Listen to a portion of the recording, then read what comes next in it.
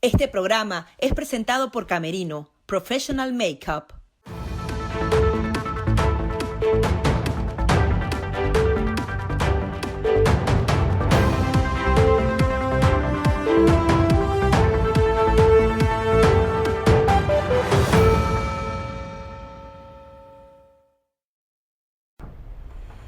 Bienvenidos una vez más a su programa Perspectivas. Yo soy Gaby Peroso.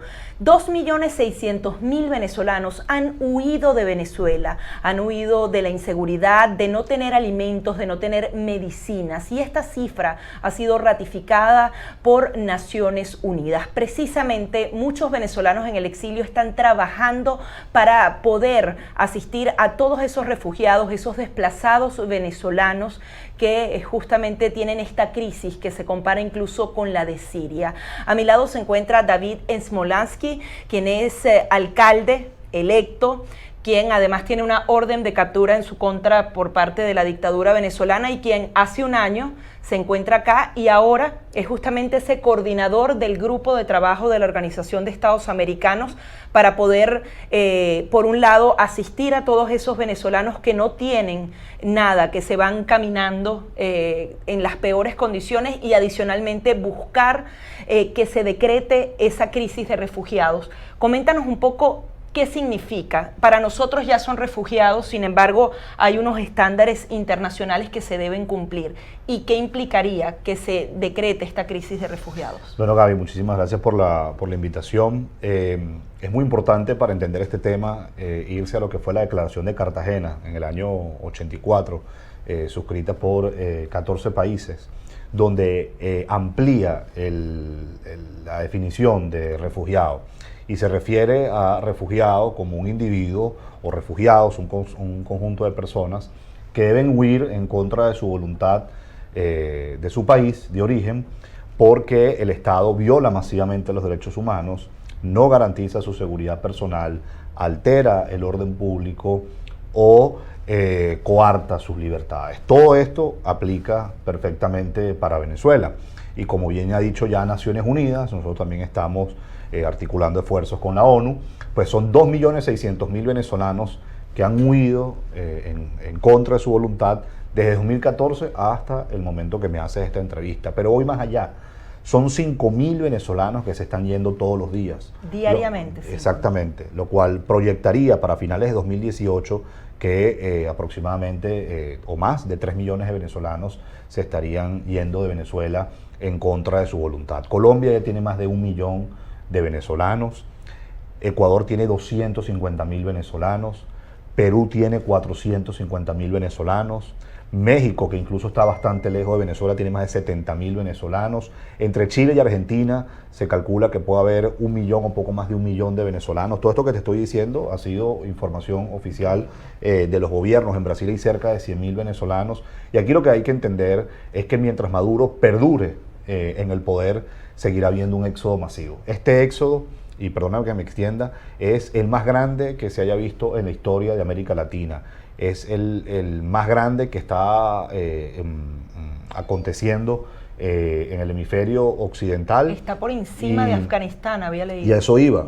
Cuando uno ve los números de ACNUR y uno ve los refugiados, por ejemplo, Somalia es cerca de 1 millón, Afganistán son 2.600.000. Bueno, ya Venezuela es más que Somalia, va a superar a Afganistán, ha superado a Myanmar y solamente Siria, que está en una guerra desde el año 2011, tiene más refugiados que Venezuela. Entonces, lo increíble es que esto ha sucedido sin que haya una guerra civil, sin que haya una intervención militar o sin que haya habido una catástrofe natural como un terremoto, un tsunami, un huracán, que son las típicas causas por las cuales se generan movimientos migratorios importantes que desembocan en refugiados. Esto ha sido una obra diseñada por el régimen.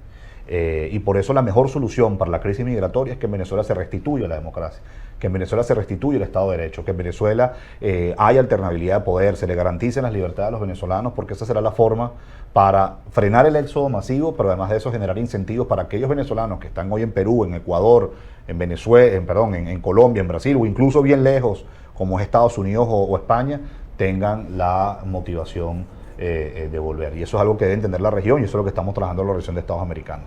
Leía en tus redes sociales que usabas la palabra control social para referirte a toda esta crisis y a la violación reiterada de los derechos humanos.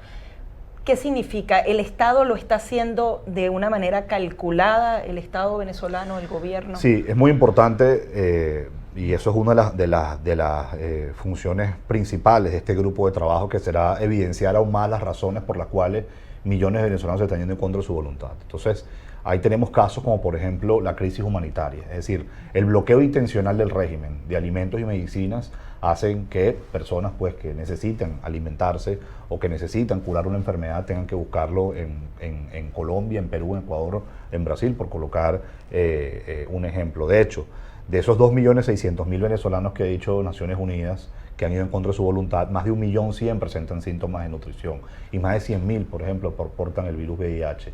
Y decenas de miles, si no cientos de miles, tienen enfermedades que ya habían sido erradicadas como tuberculosis y malaria. Entonces, eso es una de las razones, el bloqueo intencional de alimentos y medicinas por parte de Maduro. Porque les conviene salir de todo. Pero lo bloquea intencionalmente. Ellos que siempre hablan de ese discurso trasnochado, que es el mismo que tenía Fidel y Raúl Castro, el bloqueo de los Estados Unidos. Aquí se le ha ofrecido al pueblo venezolano por parte de la comunidad internacional cientos de millones de dólares, toneladas de alimentos y medicinas para poder solventar esta situación, y Maduro lo ha bloqueado intencionalmente. Esa es una de las razones. Otra de las razones es el control social.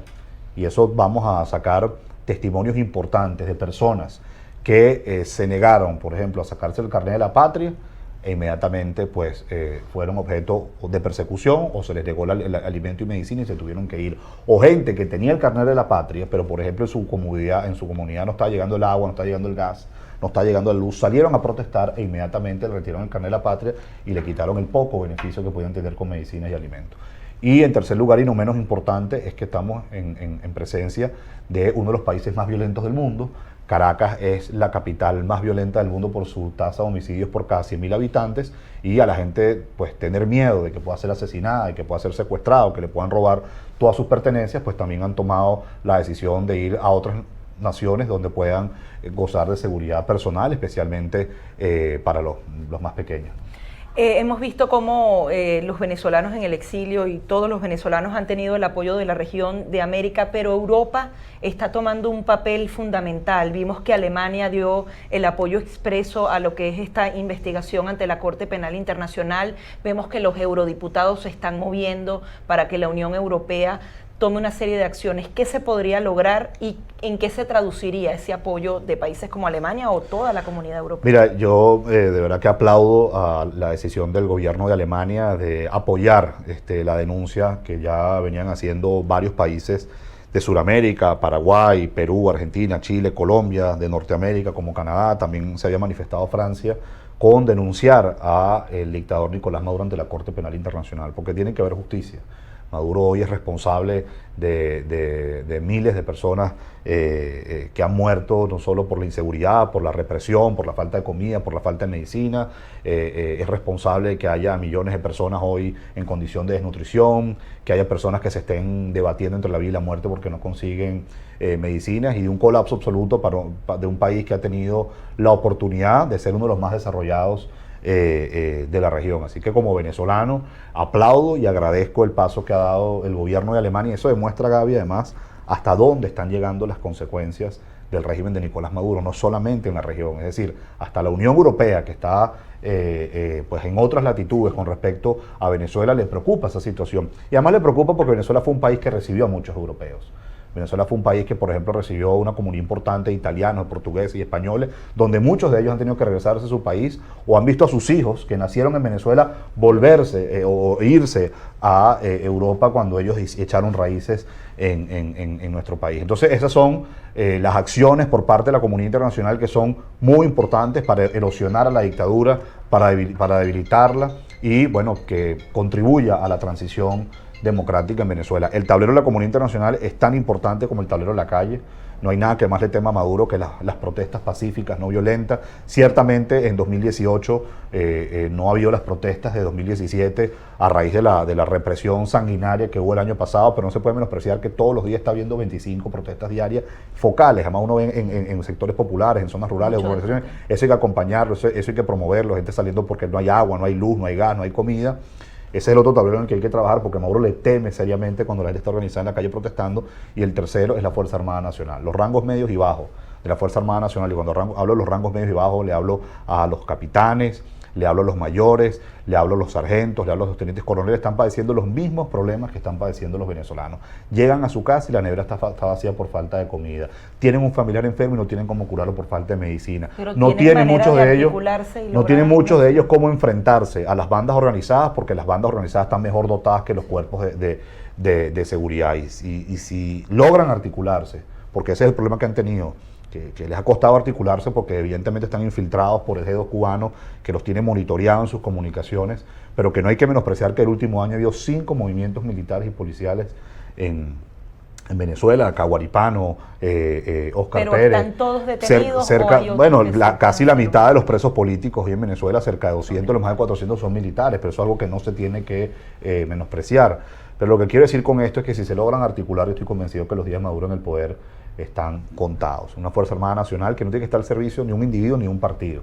La Fuerza Armada Nacional tiene que estar al servicio de los venezolanos, tal como lo dice la Constitución, que ellos están para garantizar la seguridad y la defensa de la nación, entendiendo por nación el territorio y los 30 millones de venezolanos, y que tiene que haber una transición o que contribuyan a una transición pacífica, una transición democrática, una transición donde se pueda garantizar el Estado de Derecho, la alternabilidad de poder, donde haya elecciones libres y transparentes, donde los civiles puedan gobernar y donde se respete evidentemente la función de los militares, que se despartidice la Fuerza Armada Nacional, que eso le ha hecho muchísimo daño a esa institución, y solo así se podrán garantizar plenas libertades, solo así se podrán generar oportunidades, y solo así, volviendo al tema original, pues se frenará el éxodo masivo y sobre todo se generarán incentivos para gente como tú, que ya eres un inmigrante, pueda volver, o para aquel que está durmiendo hoy en una calle en Cúcuta, en Colombia, o en Boavista, en Brasil, también pueda regresar a su casa.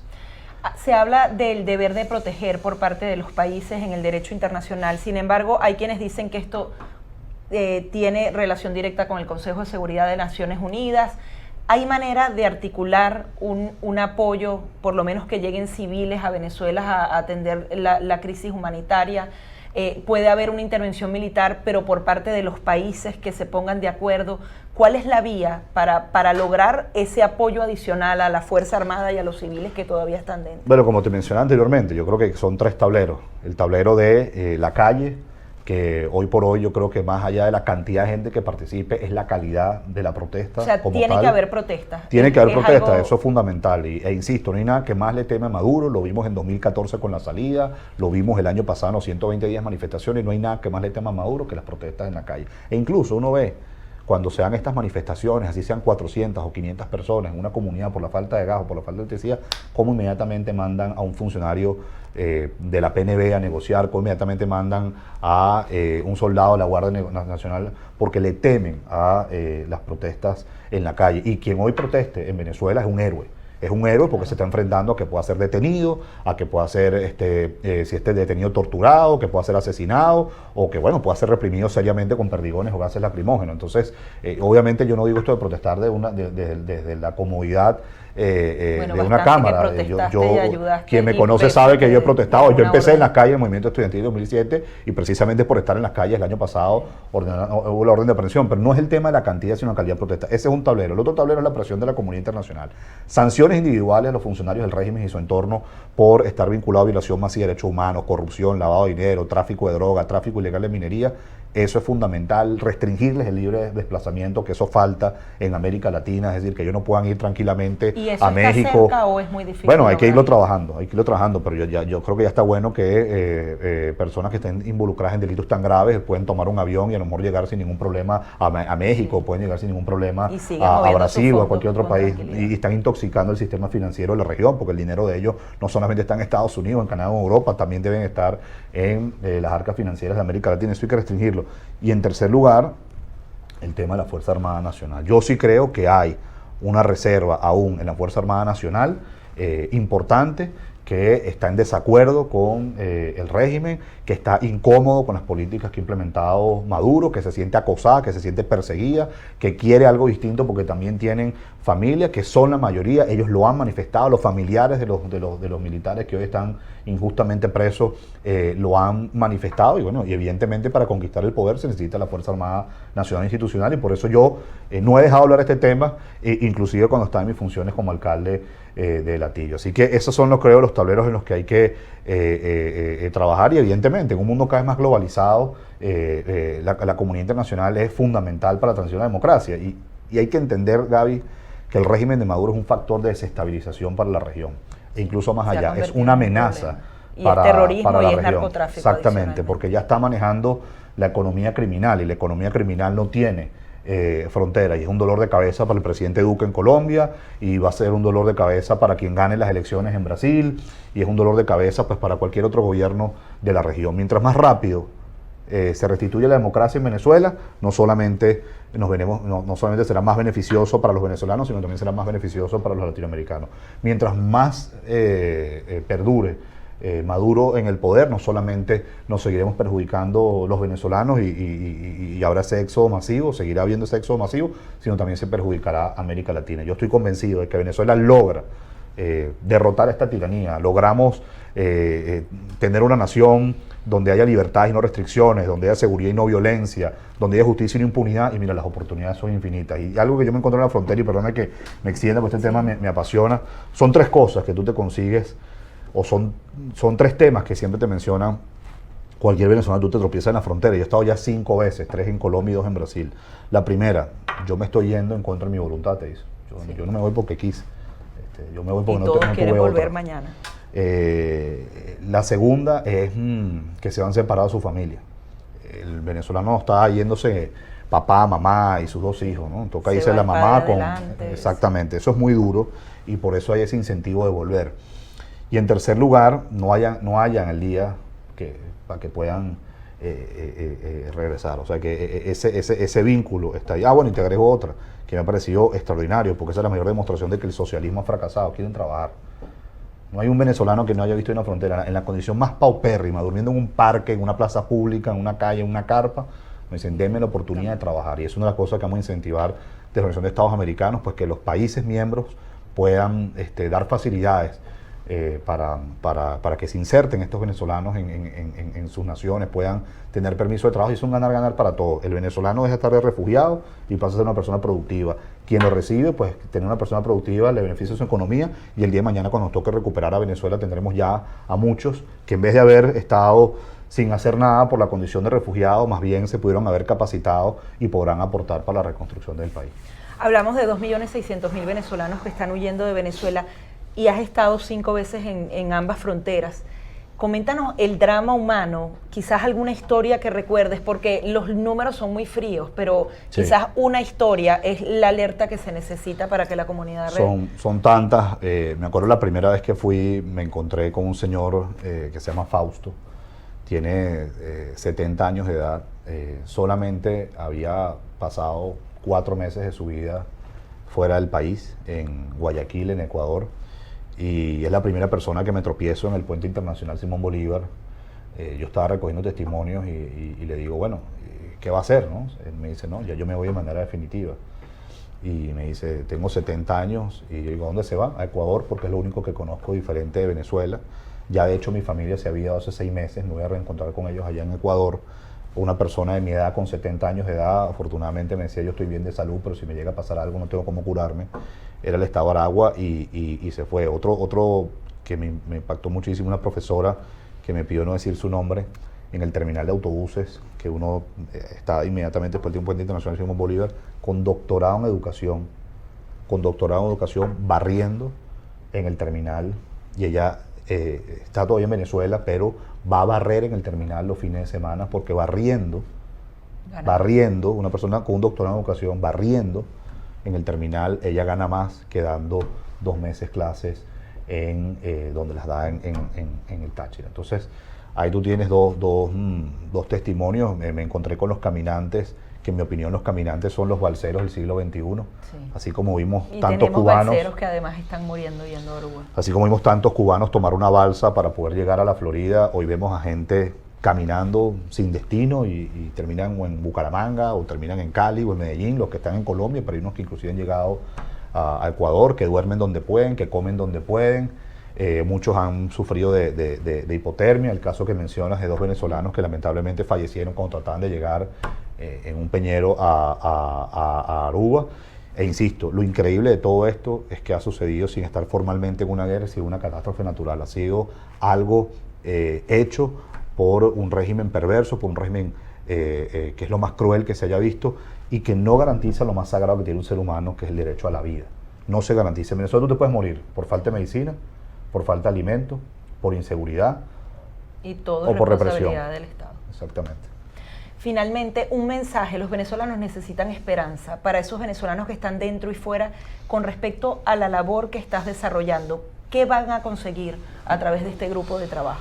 Bueno, lo primero, ya que me das esta oportunidad, es que a veces he visto manifestaciones por redes sociales o a veces en discusiones, cuando uno se reúne con venezolanos, dañinas y tóxicas entre los que están adentro y los que estamos afuera. Todos somos venezolanos por igual. Hoy usted esté en Maturín o en Madrid, hoy usted esté en Puerto La Cruz o en Miami, hoy usted esté en Caracas o en Lima, hoy usted esté en Mérida o en Cúcuta.